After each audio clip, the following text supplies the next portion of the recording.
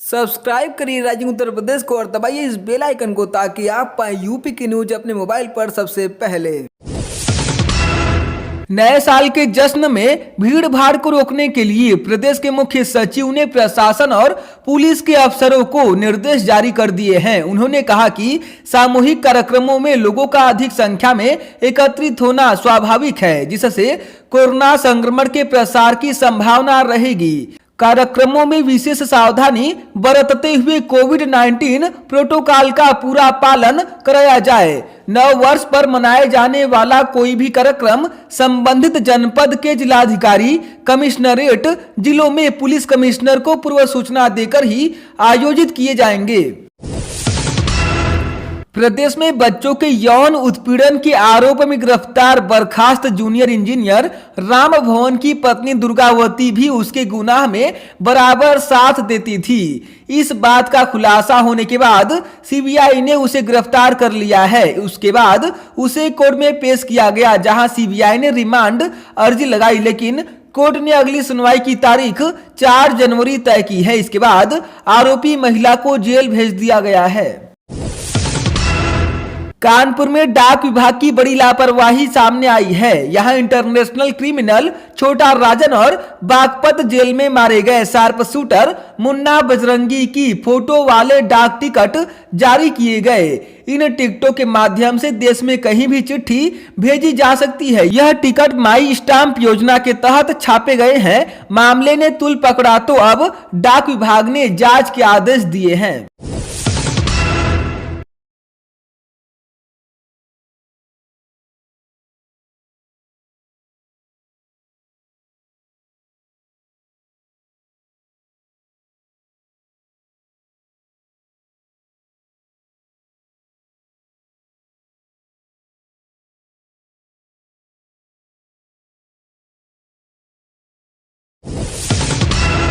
आम आदमी पार्टी के बाद अब शिवसेना ने भी प्रदेश में पंचायत चुनाव लड़ने का फैसला किया। इसका ऐलान पंचायत चुनाव की समीक्षा बैठक में राज्य प्रमुख ठाकुर अनिल सिंह ने किया। इसके बाद जिला स्तर के अधिकारियों और पदाधिकारियों से आवेदन मांगने के लिए प्रक्रिया शुरू कर दी गई है। जल्द ही प्रदेश पदाधिकारियों को चुनाव प्रबंधन के गुर सिखाने के लिए महाराष्ट्र भेजा जाएगा। बता दें कि बीते दिनों आम आदमी पार्टी पंचायत चुनाव लड़ने का ऐलान कर चुकी है। प्रदेश में अब गाड़ियों पर जाति सूचक शब्द लिखना या फर्राटा भरकर हुड़दंग करना जुर्म है।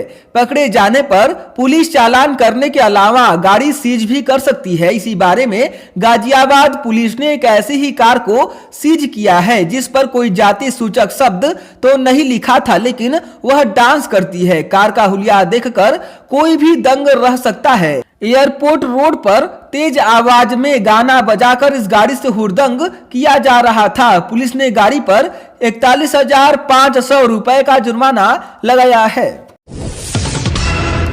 ग्रेटर नोएडा में लीज बैग प्रकरण को लेकर सैकड़ों किसानों ने विकास प्राधिकरण के मुख्यालय का घेराव किया। किसानों ने प्राधिकरण और स्पेशल इन्वेस्टिगेशन टीम यानी एसआईटी के खिलाफ जमकर नारेबाजी की। प्राधिकरण कार्यालय के बाहर ही किसान धरना देकर बैठ गए हैं। किसानों का कहना है कि जब तक एसआईटी की रिपोर्ट को रद्द नहीं किया जाएगा तब तक उनका धरना जारी रहेगा। किसान सेवा संघर्ष समिति के बैनर तले करीब 50 गांव के सैकड़ों किसान विकास प्राधिकरण के कार्यालय पहुंचे हैं। प्रदेश के मुख्यमंत्री योगी आदित्यनाथ गोंडा पहुंचे थे। यहां वे पूर्व सांसद व केंद्रीय अनुशासन समिति के सदस्य रहे सत्यदेव सिंह के 13वीं संस्कार में शामिल हुए। इसके अलावा जम्मू कश्मीर के उपराज्यपाल मनोज सिन्हा ने भी सत्यदेव सिंह को श्रद्धांजलि दी। आपको बता दें कि 17 दिसंबर को गुड़गांव की मेदांता अस्पताल में सत्यदेव सिंह ने अंतिम सांस ली थी। सोमवार को कांग्रेस का 136वां स्थापना दिवस था। प्रदेश कार्यालय में समारोह मनाने के बाद प्रदेश अध्यक्ष अजय कुमार लल्लू संदेश यात्रा निकालकर हजरतगंज के लिए निकले।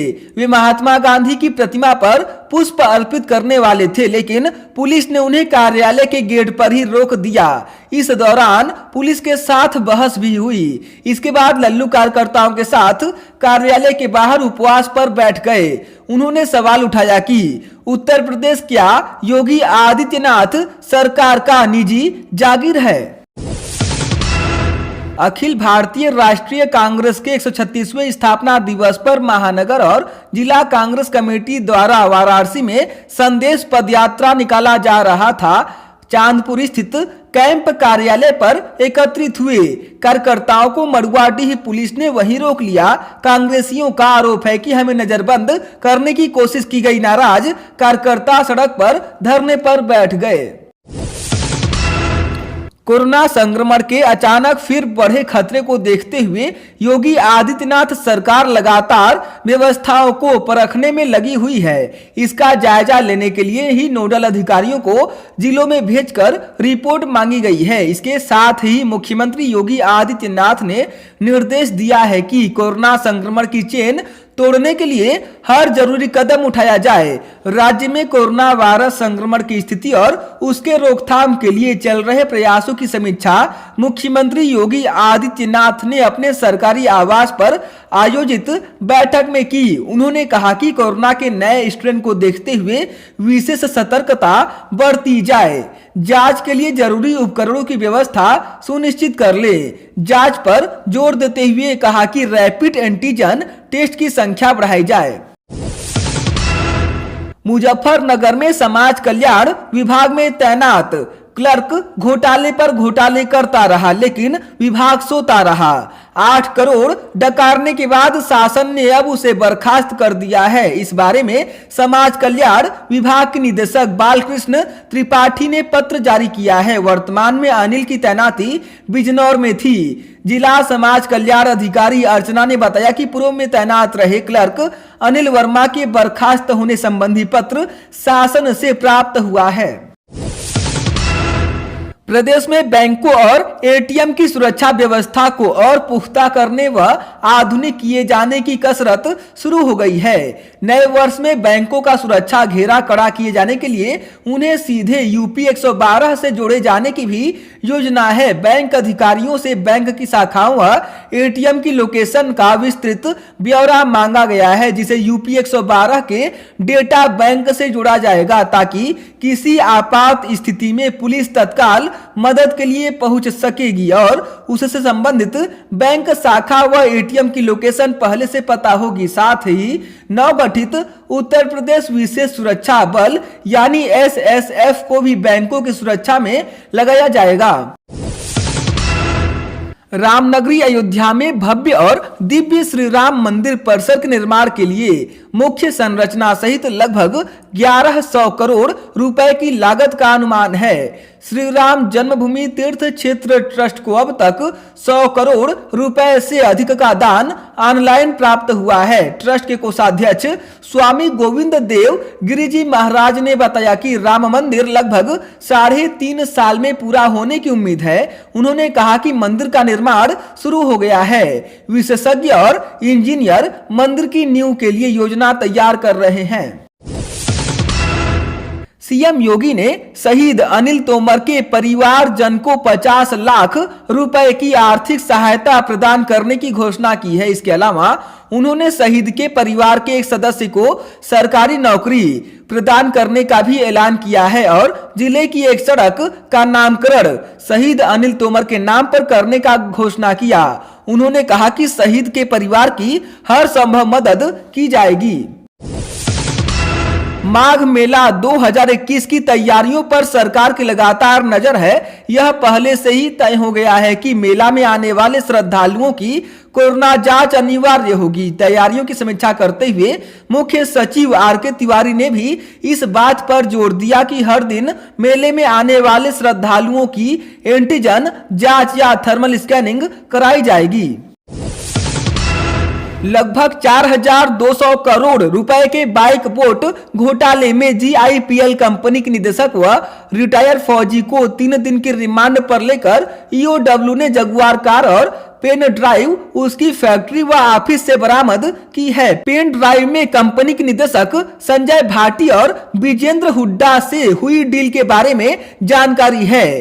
पेन ड्राइव के माध्यम से मेरठ के कई बड़े लोगों पर भी ईओडब्ल्यू कार्रवाई कर सकती है। साथ ही मेरठ में गुम हुई मर्सिडीज कार के बारे में भी कुछ जानकारी मिली है।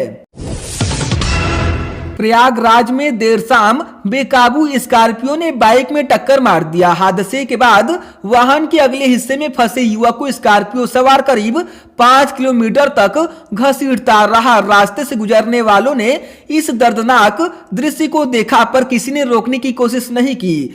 गनसियारी गांव के सामने स्कॉर्पियो सवार लोग फंसे युवक को फेंककर फरार हो गए। सूचना पर पुलिस पहुंची लेकिन युवक की मौत हो चुकी थी। दुर्घटना के बाद मृतक के स्वजन भी आ गए। उन्होंने प्रतापगढ़ के देल्हूपुर पुलिस चौकी में मुकदमा लिखवाने की बात कही।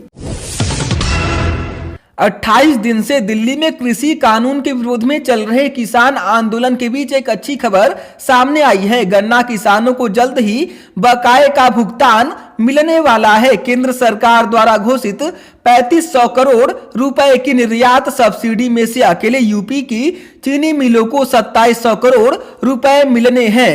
यह राशि केंद्र से मिलने लग गई है और जल्द ही पूरी राशि मिल जाने की उम्मीद है। कानपुर देहात में एसटीएफ ने 30 किलो चरस के साथ 3 महिलाओं समेत 4 तस्करों को गिरफ्तार किया। इसमें 4 बिहार प्रांत के रहने वाले हैं। इनके पास से बरामद हुई चरस की कीमत अंतर्राष्ट्रीय बाजार मूल्य के अनुसार करीब 1.5 करोड़ रुपए है।